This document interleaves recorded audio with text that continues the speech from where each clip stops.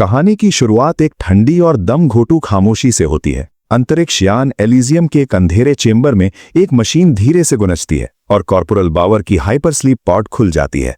बावर का शरीर पूरी तरह से जम चुका है, उसकी त्वचा पर बर्फ की पतली परत है और उसका दिमाग खाली है।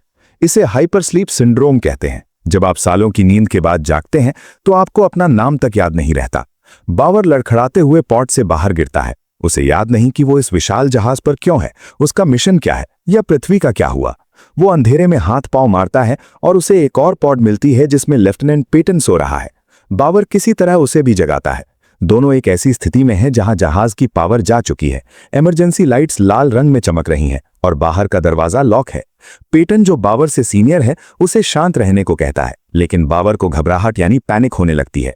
उन्हें धुंधली यादें आने लगती हैं कि पृथ्वी के संसाधन खत्म हो चुके थे और एलिजियम को 7,000 लोगों के साथ टेनिस नाम के एक नए ग्रह पर भेजा गया था ताकि मानवता को बचाया जा सके।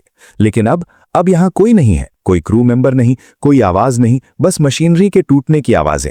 जहाज के अंदर का तापमान गिर रहा है और ऑक्सीजन कम हो रही है। पेटन को एहसास होता है कि अगर उन्होंने रिएक्टर को फिर से चालू नहीं किया तो पूरा जहाज अंतरिक्ष का कचरा बन जाएगा।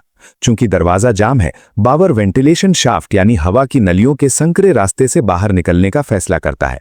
जैसे ही वो अंधेरे पाइप्स में रेंगना शुरू करता है, उसे जहाज के अंदर अजीब सी खुरचें और खून के धब्बे दिखाई देते हैं। वो जितना अंदर जाता है, उसे एहसास होता है कि एलिजियम कोई रक्षक जहाज नहीं बल्कि एक भूल भुलैया बन चुका है। पाइप से बाहर निकलते ही बावर का सामना एक खौफनाक मंजर से होता है। उसे एक लाश मिलती है जो छत से लटकी हुई है और उसका पेट किसी ने बेरहमी से फाड़ दिया है। ये काम किसी मशीन का नहीं था। बावर की सांसें तेज हो जाती हैं। तभी उसे पास के गलियारे में कुछ हिलता हुआ दिखाई देता है।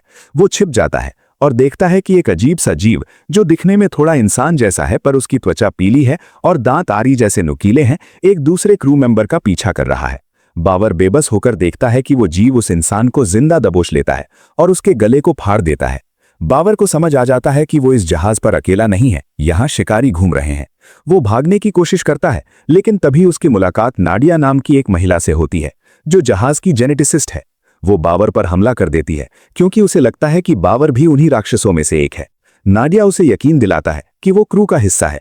नाडिया उसे बताती है कि ये जीव कोई एलियन नहीं है, बल्कि ये इसी जहाज के लोग हैं जो सालों तक अंधेरे में और तनाव में रहने की वजह से बदल चुके हैं। अब वो इंसानी मांस के भूखे बन गए हैं। बावर, नाडिया और रास्ते में मिला एक और जिंदा बचा हुआ शख्स मान अब एक ऐसी दौड़ में है जहां उन्हें उन सैकड़ों भूखे शिकारियों के बीच से होकर जहाज के केंद्र यानी रिएक्टर कोर तक पहुंचना है। हर मोड़ पर मौत है, हर साए में एक शिकारी छिपा है। लेकिन बावर के दिमाग में एक और डर बैठ रहा है। क्या वो खुद पागल हो रहा है? क्या ये सब सच है या पैंडोरम का असर है? बावर, नाडिया और मान अब जहाज के उस हिस्से में पहुंच चुके हैं जिसे स्लीपिंग क्वार्टर्स कहा जाता है, जहां हजारों लोग अभी भी अपनी पॉड्स में सो रहे हैं। लेकिन नजारा उम्मीद से कहीं ज्यादा भयानक है। उन्होंने देखा कि वो शिकारी जीव, जिन्हें नाडिया म्यूटेंट्स कहती है, उन सोए हुए इंसानों को डिब्बों से निकाल कर जिंदा खा रहे हैं। बावर को समझ आता है कि ये कोई अचानक हुआ हमला नहीं था, बल्कि ये एक व्यवस्थित शिकारगाह बन चुका है। नाडिया समझाती है कि जब जहाज को पृथ्वी से भेजा गया था तो यात्रियों को एक एडाप्टिव एंजाइम दिया गया था ताकि उनका शरीर नए ग्रह के वातावरण के हिसाब से खुद को ढाल सके।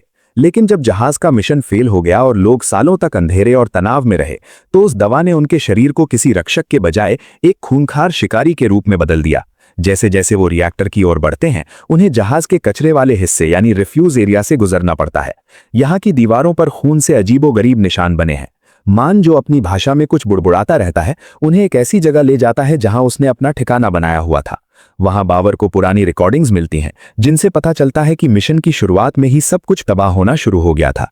जब पृथ्वी के विनाश का संदेश जहाज पर पहुंचा तो उस समय ड्यूटी पर मौजूद ऑफिसर गोलिन पागल हो गया था। उसने अपने बाकी साथियों को मार डाला और खुद को जहाज का भगवान समझ बैठा। उसने पैंडोरम के प्रभाव में आकर हजारों लोगों को जगा दिया और उन्हें आपस में लड़ने और एक दूसरे को खाने के लिए छोड़ दिया।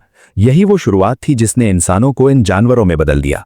अचानक म्यूटेंट्स का एक पूरा झुंड उनकी गंध सूंघ लेता है। सन्नाटा चीखों में बदल जाता है। बावर और उसके साथी भागते हैं, लेकिन म्यूटेंट्स की रफ्तार और ताकत उनसे कहीं ज्यादा है। वो संकरी सुरंगों और टूटे हुए पाइप्स के बीच से होकर गुजरते हैं जहां रोशनी नाम मात्र की है। एक मोड़ पर उनका सामना एक विशालकाय म्यूटेंट से होता है जिसने लोहे के टुकड़ों को अपने शरीर में कवच की तरह धंसा रखा है। मान अपनी जान जोखिम में डालकर उसे उलझाता है ताकि बावर और नाडिया रिएक्टर के कंट्रोल रूम तक पहुंच सकें। इधर कंट्रोल रूम के पास पहुंचते ही बाबर की याददाश्त का एक और हिस्सा वापस आता है। उसे याद आता है कि उसके पास एक कोड था जो रिएक्टर को स्थिर कर सकता था, लेकिन जैसे ही वो रिएक्टर के करीब पहुंचते हैं उन्हें वहां का तापमान असहनीय लगने लगता है। रिएक्टर फेल होने के कगार पर है और वो नीली बिजली के झटके छोड़ रहा है। बाबर को उस पुल को पार करना होगा जहां नीचे सैकड़ों म्यूटेंट्स का बसेरा है। वो अपनी कुल्हाड़ी कसकर पकड़ता है और उस अंधेरे में कूद जाता है जहां उसे न केवल उन राक्षसों से लड़ना है बल्कि अपने अंदर बढ़ते हुए उस पागलपन से भी जो उसे बार बार यकीन दिलाता है कि मानवता पहले ही खत्म हो चुकी है। बाबर अब रिएक्टर के मुख्य चेंबर में खड़ा है जहां से पूरे जहाज की ऊर्जा नियंत्रित होती है। यहाँ का दृश्य किसी डरावने सपने जैसा है। नीली बिजली की लपटें चारों तरफ कौंध रही हैं और रिएक्टर से निकलने वाली आवाज ऐसी है जैसे कोई विशाल दानव दर्द से कराह रहा हो। नाडिया ऊपर के डेक से उसे कवर दे रही है जबकि बाबर नीचे उस खतरनाक पुल पर है जिसके चारों ओर म्यूटेंट्स की आहटें सुनाई दे रही हैं। उसे एहसास होता है कि उसके पास केवल कुछ ही मिनट बचे हैं। अगर रिएक्टर अभी रीसेट नहीं हुआ तो पूरा एलिजियम अंतरिक्ष में एक परमाणु धमाके के साथ बिखर जाएगा। जैसे ही बाबर मुख्य कंसोल की ओर बढ़ता है अंधेरे में चमकती हुई सफेद आंखें उसे घेर लेती हैं। एक म्यूटेंट बच्चा जिसकी त्वचा पराभासी हो चुकी है उसे घूरता है। बाबर एक पल के लिए ठिठक जाता है, लेकिन तभी उस बच्चे के पीछे से एक विशाल नरभक्षी झपट्टा मारता है। बाबर अपनी कुल्हाड़ी से वार करता है और खून की फुहारों के बीच वो किसी तरह कंसोल तक पहुंचता है। वो कांपते हाथों से कोड डालना शुरू करता है। रिएक्टर का तापमान चरम पर है, धातु पिघल रही है और चारों तरफ से म्यूटेंट्स की चीखें तेज होती जा रही हैं। अंत में एक जोरदार गूंज के साथ रिएक्टर शांत होता है और जहाज की मुख्य लाइटें नीली रोशनी के साथ जल उठती हैं।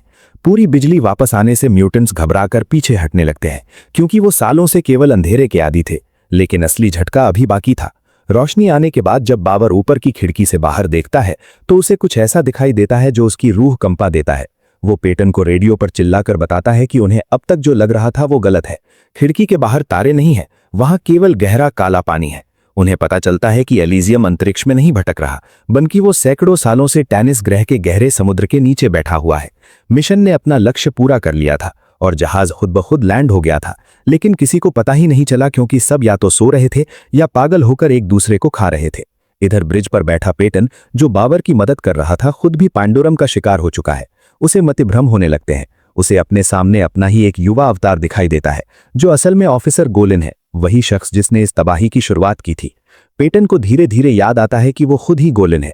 उसने ही अपने साथियों को मारा था और क्रू के असली पेटन को ठिकाने लगाकर उसकी पहचान चुरा ली थी। अब जैसे ही बाबर और नाडिया खून से लथपथ होकर ब्रिज पर पहुंचते हैं उनका सामना उस इंसान से होता है जो म्यूटेंट से भी ज्यादा खतरनाक और मानसिक रूप से बीमार है।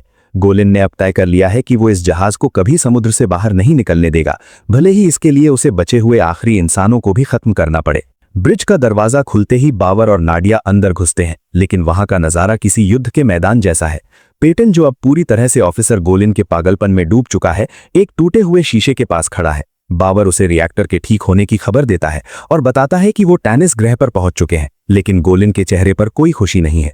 उसके बजाय उसकी आंखों में वही क्रूरता है जो उन म्यूटेंट्स की आंखों में थी। गोलिन धीरे से मुस्कुराता है और खुलासा करता है कि उसने सालों पहले ही पृथ्वी के विनाश का संदेश पा लिया था। उसने न केवल अपने क्रू को मारा बल्कि हजारों यात्रियों के साथ एक भयंकर खेल खेला, उन्हें जगाकर इस नर्क में ढकेल दिया ताकि वो खुद को इस छोटे से साम्राज्य का भगवान मान सके। बाबर को अचानक तेज सिरदर्द महसूस होता है। उसे दीवारें हिलती हुई और अपनी ही खाल के नीचे कुछ रेंगता हुआ महसूस होता है। गोलिन उसे भड़काने की कोशिश करता है, उसे यकीन दिलाता है कि मानवता का अंत हो चुका है और अब केवल शिकार और शिकारी बचे हैं। नाडिया गोलिन पर हमला करने की कोशिश करती है, लेकिन गोलिन उसे बेरहमी से दीवार की तरफ फेंक देता है। बाबर और गोलिन के बीच एक खूनी लड़ाई शुरू हो जाती है। बाबर का शरीर थक चुका है, उसके घाव रिस रहे हैं, लेकिन वो जानता है कि अगर आज वो हार गया तो एलिजियम के अंदर सो रहे बाकी हजारों लोग कभी सूरज की रोशनी नहीं देख पाएंगे। लड़ाई के दौरान बाबर की कुल्हाड़ी जहाज के एक मुख्य हिस्से से टकराती है, जिससे ब्रिज की विशाल खिड़की में एक दरार आ जाती है। बाहर का पानी जो हजारों टन के दबाव के साथ जहाज को दबा रहा था, अब अंदर आने की कोशिश करने लगता है। गोलिन हंसने लगता है। उसे अपनी मौत का डर नहीं है क्योंकि वो पहले ही मानसिक रूप से मर चुका है। वो बाबर को बताता है कि ये जहाज अब उनकी कब्र है। पानी की छोटी छोटी धाराएं ब्रिज के अंदर आने लगती हैं और बिजली के तारों में शॉर्ट सर्किट होने लगता है। तभी बाबर की नज़र इमरजेंसी इजेक्शन लेवर पर पड़ती है। उसे याद आता है कि अगर वो इस लेवर को खींच लेता है तो जहाज के सभी सक्रिय पॉड्स और ब्रिज का हिस्सा एक रॉकेट की तरह ऊपर की ओर लॉन्च हो जाएगा। लेकिन गोलिन उसे रोकने के लिए उसके ऊपर कूद पड़ता है। बाबर अपनी पूरी ताकत झोंक देता है। वो गोलिन को एक तरफ ढकेलता है और जैसे ही वो लेवर की तरफ हाथ बढ़ाता है, जहाज की बाहरी खिड़की पूरी तरह से टूट जाती है। समुद्र का बर्फीला और काला पानी एक प्रलय की तरह अंदर घुस आता है। गोलिन उस पानी के वेग में बहकर अंधेरे में गायब हो जाता है, जबकि बाबर और नाडिया आखिरी सेकंड में खुद को एक हाइपर स्लीप पॉड के अंदर बंद कर लेते हैं। जैसे ही समुद्र का अथाह पानी ब्रिज की दीवारों को तोड़कर अंदर आता है, एलिजियम का डेथ काउंटडाउन शुरू हो जाता है। बाबर और नाडिया जिस पॉड के अंदर बंद हुए हैं वो पानी के भारी दबाव से थरथराने लगती है। जहाज का कंप्यूटर सिस्टम जो अब पूरी तरह सक्रिय हो चुका है, हल ब्रीच का सिग्नल देता है। तभी ऑटोमेटिक सेफ्टी प्रोटोकॉल ट्रिगर हो जाता है। जहाज के हजारों पॉड्स जो अब तक अंधेरे गलियारों में दबे हुए थे, एक एक करके जहाज की बॉडी से अलग होने लगते हैं। बाबर की पॉड एक झटके से जहाज के मलबे से बाहर निकलती है। उसे खिड़की से दिखता है कि गोलिन और उसके वो खूंखार म्यूटेंट्स उस विशाल लोहे की कब्र के साथ समुद्र की अनंत गहराइयों में डूब रहे हैं। पानी का दबाव इतना ज्यादा है कि म्यूटेंट्स को संभलने का मौका तक नहीं मिलता। जैसे जैसे बाबर की पॉड ऊपर की ओर भागती है, चारों तरफ का काला पानी धीरे धीरे गहरा नीला और फिर फिरोजी होने लगता है। सूरज की किरणें पानी के अंदर छनकर आ रही हैं, जो बाबर ने शायद अपनी पूरी जिंदगी में कभी नहीं देखी थी। एक जोरदार धमाके के साथ बाबर की पॉड समुद्र की सतह को चीरते हुए बाहर निकलती है और पानी पर तैरने लगती है। पॉड का ढक्कन खुलता है और बाबर पहली बार टेनिस ग्रह की ताजी हवा में सांस लेता है। उसके फेफड़े उस शुद्ध ऑक्सीजन से भर जाते हैं जिसकी उसे उम्मीद भी नहीं थी। वो दोनों एक दूसरे को देखते हैं, थके हुए, लहूलुहान लेकिन जिंदा। तभी दूर दूर तक समुद्र की शांत लहरों पर हलचल होने लगती है। एक एक करके सैकड़ों फिर हजारों पॉड्स पानी की सतह पर आने लगते हैं। वो 7,000 लोग जिन्हें मानवता को बचाने के लिए भेजा गया था, अब धीरे धीरे जाग रहे हैं। बाबर दूर क्षितिज की ओर देखता है, जहां एक हरा भरा किनारा नजर आ रहा है। ये टेनिस की धरती है, इंसानियत का नया घर। पृथ्वी शायद खत्म हो चुकी है और एलिजियम अब समुद्र की गहराई में एक मलबे के सिवा कुछ नहीं, लेकिन बाबर की हिम्मत की वजह से इंसानियत को एक दूसरा मौका मिल गया है। तो दोस्तों, ये थी पेंडोरम की वो खौफनाक दास्तान जहां इंसानियत अपने ही बनाए नर्क में फंस गई थी। बाबर की हिम्मत ने न केवल उसे उस पागलपन से बाहर निकाला, बल्कि हजारों सोए हुए इंसानों को एक नई सुबह का तोहफा भी दिया। इस कहानी से हमें सीख मिलती है कि अंधेरा चाहे कितना भी गहरा क्यों ना हो, अगर मन में उम्मीद और सही मकसद हो तो इंसान मौत के मुंह से भी वापस लौट सकता है। अगर आपको ये कहानी और मेरा नरेशन पसंद आया तो इस वीडियो को लाइक करना ना भूलें। आपको बाबर का किरदार कैसा लगा और क्या गोलिन का पागलपन जायज था? अपनी राय कमेंट सेक्शन में जरूर बताएं। ऐसी ही और भी रोमांच और दिमाग घुमा देने वाली मूवी एक्सप्लेनेशंस के लिए चैनल को सब्सक्राइब करें और बेल आइकन दबाएं ताकि आप कोई भी अपडेट मिस ना करें। मिलते हैं अगले वीडियो में एक नई कहानी और नए रहस्यों के साथ। तब तक के लिए सुरक्षित रहें। धन्यवाद।